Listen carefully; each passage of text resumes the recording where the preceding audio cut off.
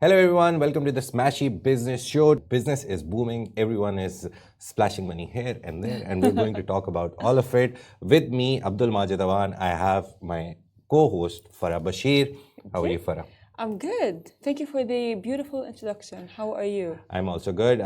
Let's get into the news as soon as possible because we have very big happenings which are going on throughout the Middle East. First of all, let's talk about the history of UAE, and it amounts to 71.5 billion dirhams. Wow. And this budget was approved for 2025. This is one of the things that happened. Apart from that, Abu Dhabi has beaten Oslo to bag the #1 spot in global sovereign wealth fund rankings. And right now, Abu Dhabi, with its 4 sovereign wealth funds, that is ADIA, Mubadala, ADQ, and Emirates Investment Agency, they have nearly $1.7 trillion in assets right now. So these are the two main big things that happened yesterday, but they're not to be discussed in detail. So a lot of money talk. But let's move to the main stories for today. The very first story is that Cointelegraph, one of the US companies which is very famous for crypto news, they have opened an office in DMCC. So DMCC is a Dubai multi-commodity center. It's a very cool building. You can see it in Dubai from very afar. Every time I pass by it. I'm like, wow, I admire it. You know, and it's like beautiful. And it stands alone in an area where, and the building is, I guess, uptown. It's called Uptown. It has a hotel in it, Uptown, and then it has a lot of centers in it. There's a new AI center which recently opened in DMCC. The crypto center has been there already, but now Cointelegraph, US news agency for crypto, they've joined the setup, and apparently they're going to do a lot of sessions. They're going to basically help the Dubai crypto scene with a lot of mentoring sessions, a lot of panel sessions, events, and everything. So it's not just that they're setting up an office here, a regional office. They're also going to help people understand the crypto world and basically help Dubai with crypto literacy, I guess. I mean, I still remember back when crypto first began, and I used to be very skeptical, and everyone used to be very skeptical about it. But now people look at it and go like, "Oh my God, I wish I had invested in crypto when it was much cheaper." Yeah, when Bitcoin was like $2,000, $3,000, and now it trades at around between $50,000 and $60,000. So 100%. So Dubai is positioning itself as a global Web3 and crypto innovation hub. We all know that they're trying to move away from oil. So whatever Dubai does, apart from oil deals or oil things, is because they want to move their economy to other things. DMCC Crypto Center is the focal point for this growth. Cointelegraph's involvement also brings credibility and visibility to the local ecosystem. And we've seen that recently news was there that Dubai legalized paying salaries in crypto. Because one of the person who came with a case, he said that, oh, this company owes me this much amount in dirhams, but they also owe me these crypto coins. And the Dubai court ruled that yes, now you have to pay the crypto coins as well. So that in a way regulated crypto as a payment form as well. I agree. But like, would you accept to have your salary paid through crypto coins? If it's Bitcoin, maybe yes, because Bitcoin is the biggest coin. Maybe Ethereum as well. Some of the coins which are very famous and which have a very stable outlook. Obviously, they drop a lot because crypto market is very volatile. But yeah, half and half is good. Like I would accept some in dirhams and some in crypto. So, but I would prefer to take my like retirement money or like the money that you get after working in 10, 15 years in a firm, the provident funds, the EOBIs. Maybe that. Yeah, maybe. I mean, I really don't know. But of course now, I want to talk about the news. So why does this matter? Because, you know, we know that Dubai is positioning itself as a global web and crypto innovation hub. This is something that Dubai has been working on for like quite a while. And as well, this DMCC group crypto center is a focal point for this growth, because like we know that the DMCC is closer to Expo and closer to the areas where they are saying that the new Dubai is going to be at. And as well, Cointelegraph's involvement brings credibility and visibility to a local ecosystem. It will encourage more blockchain startups in the region, which is very, I would say, important. You know, because like we talk about, as you mentioned like earlier, some companies are paying their employees with crypto. And it's usually the crypto companies who are dealing with crypto news or running some crypto company. Usually they deal in this. So Cointelegraph is set to host events, workshops, networking initiatives, and develop a regional Web3 community. So that is what they're trying to do with their new office in the region in DMCC. Let's move on to the next news. And I think this is one of the biggest news in the last 2 days. Almajed, which is a Dubai-based perfume company, they've finally started trading on Tadawul, Saudi's main exchange. There's Nomu, which is a parallel market for small and medium businesses. And then there's Tadawul, where the main big giants, Aramco, etc., they deal. So Tadawul, they started trading on Monday and they reached the cap of 30%. So they started around 92 to 94 Saudi Riyals and the price went up to 130 plus. Wow. But there is a caveat that in the first 3 days of trading, the price cannot go up more than 30% per day.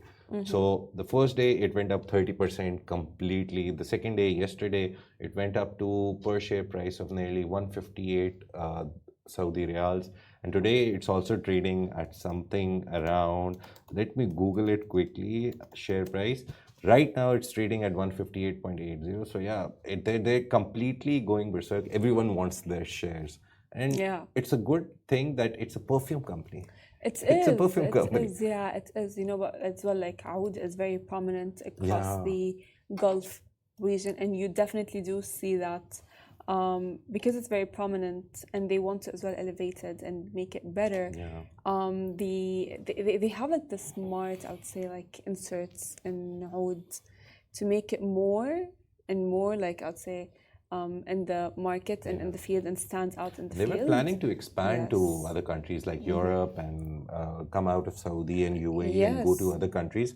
So this money which they have raised through IPO and now through shares, they're going to expand. And currently I see that they raised an IPO of 705 Saudi Riyals, 705 million Saudi Riyals, and the market cap is now 24 billion upon listing. I mean, this is actually a lot now. This strong performance, of course, reflects the confidence of the brand in its expansion, because like it would not perform well if their expansion is not going to do well if they don't have a vision, of course. And as well, despite now the 22% decline that had happened in Q2 2024 with the net income that had come to 55.5 million Saudi Riyals. The stock's oversubscription rate is at 15.6 for institutional and 8.2 for retail. Now, it as well signals high demand and market confidence in the company's growth potential. Because we know, by the way, like the Western have been more interested in, like you definitely see like when someone from Europe or the United States or any like really not Arab country come to the UAE or go to Saudi Arabia, visit Saudi Arabia, they often love the smell of oud, and they do shop a lot of oud, and that's very prominent. So they know their market. We also saw recently there was a report that what are the biggest exports from the Middle East towards the region or towards other countries in the world, towards other continents. And perfume was one of the biggest selling thing. It was one of the biggest exports from this region. 100%. So looking at this, Almajed, the dude's performance on the stock market, obviously today is the third day. After that, it will cool down maybe, because obviously whenever some new company's IPO comes, everyone wants the shares. So when it cools down, we'll know the original condition of their share price. But right now, they're doing really good. And we are seeing that a lot of more IPOs are coming. So it's a good sign for them. Recently, Lulu Group said that they would dual list on Tadawul and ADX. They pulled out of Tadawul. They're now only listing on ADX. But now, after seeing this performance, maybe they'll reconsider their plan, and maybe they'll be like, okay, no, let's go to Saudi because the IPOs are doing really great and the people are getting a lot of money. 100%. So yeah, that's about Almajed for Oud. Their stock prices rocketed, doubled in just 2 days. Today is the third day, so at the end of the day, we'll see what the performance is. Lastly, UAE's ADIA, Abu Dhabi Investment Authority, they've launched operations in India's Gift City. It's a city which is made in Gujarat, which is the hometown of the sitting Prime Minister Narendra Modi. And it's India's emerging tax-neutral finance hub aimed at attracting global capital and financial services. So it's like a free zone, tech-free zone, because there's no tax involved. And Abu Dhabi has moved there. They've opened up an office, a regional office in India. So Abu Dhabi, in the start of the show, I told you that all the funds combined, Abu Dhabi, ADQ, Emirates, and the last one I always forget, Mubadala. So all four of them have combined asset value of 1.7 trillion. And ADIA going to India, it's good for India as well. It is, because we know that the UAE is the biggest Arab investor in India. Their investments total up to $3 billion in the year 2023, leading up to 2024. So for sure, this is huge. And as you said, ADIA's presence in the Gift City aligns with the strategy to tap to India's growing market and economic potential. And India is a very big community. They have a lot of people, a very flourishing economy. They're not now considered an underdeveloped or developing economy. They are actually now a developed economy. I agree with you. And ADIA obviously going there, it will also gain access to newer Asian markets. So they're set up in an office, and let's see what happens. ADIA is currently setting up a $4 to $5 billion fund as well to invest in India through Gift City. And they want to focus on long-term opportunities in the country. And the hub is expected to attract more foreign capital. So like we see in the Middle East, that everyone is coming to Abu Dhabi global market in Abu Dhabi, then DFM, then in Dubai, DMCC, everyone is coming here to set up offices. India is also getting some share of wealthy investors or wealthy people coming to India. Because again, the eyeballs that they have, the people that they have, the consumer market is so big that anything that goes there actually works. We recently talked about Carrefour as well. They went there from 2010 to 2014. It didn't work out for them, so they moved out, which is very weird because Carrefour, wherever they go, they do work. But in India, they have a very big competition, so they couldn't work. But now they're going there with Dubai's Al Shaya group. So that also we have to see, because the plan is to go to India in the first quarter of 2025. So after they go there, we'll see if Carrefour works in India or not. I think I don't know. I doubt it would work in India. Because India's local market is very big, huge, and it's very successful. Big Bazaar is one of their brands which is very famous, and everyone wants. It's like the Lulu of India. So people who want to shop in a budget, they go to Lulu, and people who want quality and budget, they go to Carrefour. So Big Bazaar is like the Lulu of India, and it's very difficult to compete with the prices and the quality of products because everything is locally sourced, locally made. So let's see Carrefour's performance we'll never know. They move there. So we discussed a lot of things. Dubai's federal budget is out. It's 71.5 billion dirhams for 2025. They earmarked all this money. The funny thing about it is that it's the budget and the expenditure is completely balanced. So they plan to spend $71.5 billion. That is why they've set a budget of 71.5 billion dirhams. So this is happening. Abu Dhabi got the first position in global sovereign wealth fund rankings. There are 4 main sovereign wealth funds which are homed in Abu Dhabi. They have given Abu Dhabi the first position, and they beat Oslo. Apart from that, Cointelegraph has opened a new office in DMCC Crypto Center, but DMCC Crypto Center also has a new AI center. We did a story about it. Jean Van Damme, the famous Hollywood actor known for his action movies, he also visited there, and Ahmed bin Sulaim, this head of DMCC, he hosted him, shared coffee with him, gave him a lot of gifts.